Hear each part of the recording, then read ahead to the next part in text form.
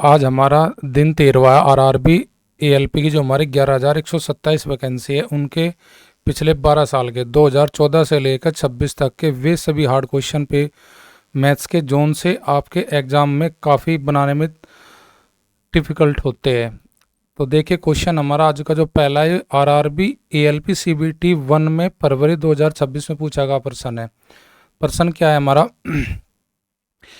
कि त्रिभुज A B C और ई डी समरूप त्रिभुज है जी, सिमिलर ट्रायंगल है।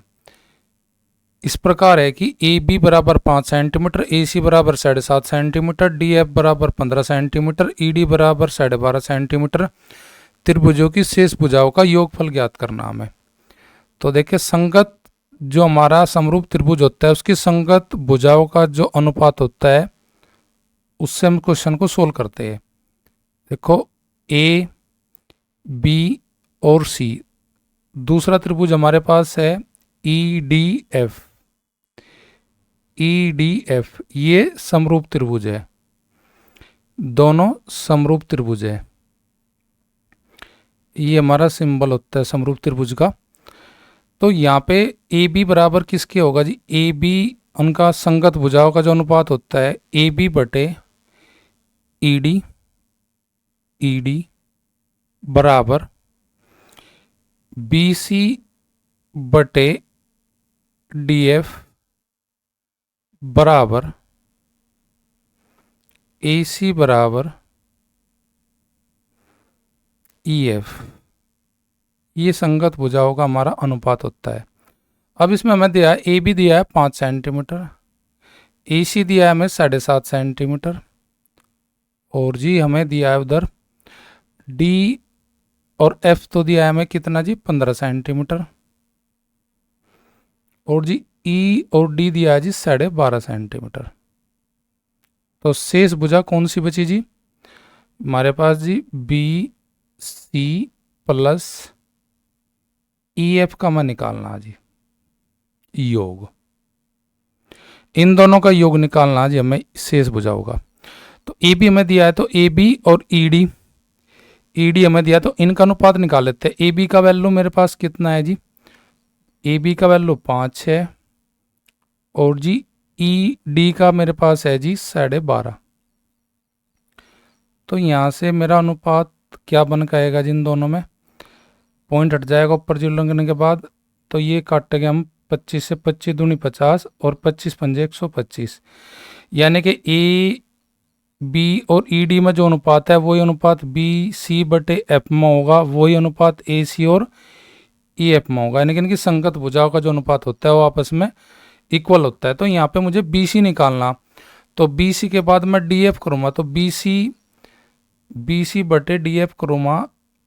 बी सी मुझे निकालना तो बी सी की तो वैल्यू मुझे ज्ञात करनी है और बटे डी एफ का मतलब यानी कि मेरे पास 15 है भाई और बराबर 2/5। यहाँ से करेंगे सोल्व तो बी सी के वैल्यू क्या आ जाएगा, 5 या 15 और 2 की गुना करा दो 3 में, तो बी सी बराबर हो जाएगा मेरा 6। बी सी बराबर मेरा 6, बी सी बराबर मेरा 6 सेंटीमीटर हो जाएगा। अब मुझे निकालना ई एफ। ई एफ के साथ मेरा क्या बनेगा जी, ए सी का। ए सी मेरा कितना दिया है जी 7.5, ए सी मुझे दिया है 7.5 बटे ई एफ मुझे निकालना है, ई एफ की वैल्यू मुझे निकालनी है बराबर 2/5। तो यहाँ पे भी आप गुना करा दीजिए किसकी जी, क्रॉस मल्टीप्लाई की। ई एफ बराबर कितना हो जाएगा जी, ई एफ बराबर हो जाएगा जी 5 गुना 7.5 बटे 2। यहाँ पे जीरो लगा लगे नीचे, इसका पॉइंट हटा लगे। यहाँ से हो जाएगा जी 5 से काटेंगे 20 को 4 बार कट जाएगा और 75 4 से कटेगा जी 18.75 बार।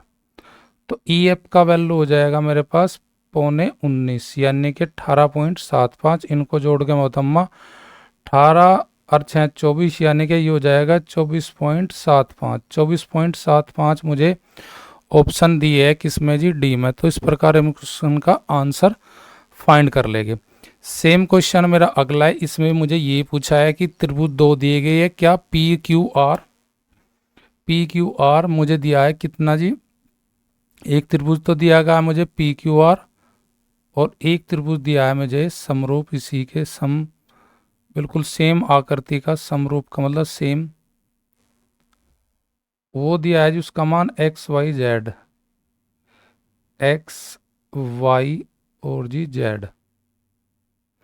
तो पी क्यू यानी कि पी क्यू मेरे पास 6 सेंटीमीटर है जी, आर पी आर मेरे पास है जी, पी और आर है मेरे पास 8 सेंटीमीटर जी।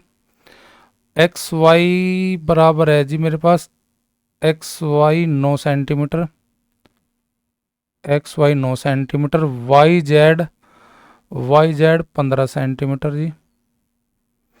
अब इसने मुझे पूछा शेष भुजा, शेष भुजा का मतलब क्यू आर बच गई मेरे पास, क्यू आर और किसका जोड़ जी, एक्स जेड का। ये दोनों का मुझे जोड़ बताना कि इन दोनों का जोड़ क्या होगा। तो पहले मैं इन दोनों का मान निकाल लेता हूँ। तो मुझे पता है कि संगत भुजाओं का अनुपात क्या कैसे बनेगा जी, पी क्यू बटे एक्स वाई बराबर मेरा हो जाएगा फिर पी आर बटे एक्स जेड बराबर क्यू आर बटे वाई जेड। तो यहाँ पे जिसकी वैल्यू मुझे दी गई, मतलब क्यू आर निकालना, तो क्यू आर की बटे वाई जेड है, तो क्यू आर मैं यहाँ पे वैल्यू पुट कर दूंगा। इसका तो मुझे मान पता नहीं है कि क्यू आर का मान मेरा क्या है, इसे तो निकालना है। वाई जेड का पता है मुझे कितना जी, नहीं पहले मैं इसको जो दे रखा है उसका अनुपात बना लेता हूँ।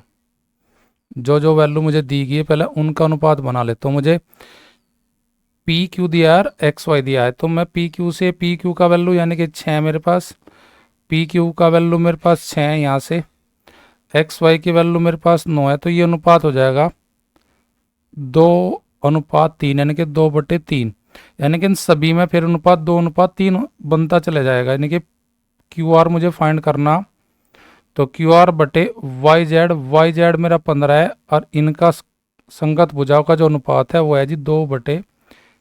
अब क्यू आर के वैल्यू निकाल लेता हूँ, सोल्व कर लेता हूँ। 5 या 15, 5 की गुना करूँगा 2 में, तो क्यू आर बराबर आ जाएगा मेरे पास जी 10, क्यू आर बराबर 10।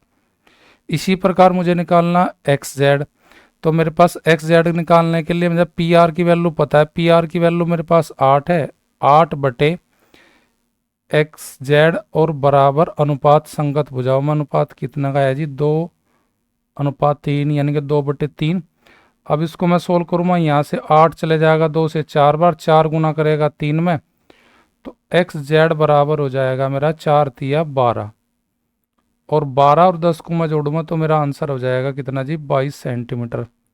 तो 22 के लिए मेरे पास ऑप्शन कौन सी है जी, ऑप्शन बी है। तो इस प्रकार के क्वेश्चन हम किस ट्रिक से निकालते हैं, हमारे पास जो संगत भुजा होती है उनके अनुपात के अकॉर्डिंग हम सभी को बनाते चले जाते हैं। सेम क्वेश्चन अगला है, इस क्वेश्चन का आंसर आप कमेंट कर सकते हो। अगर आप बना पाए, 2 क्वेश्चन समझ पाए, तो कमेंट में इसका आंसर आप कर सकते हो।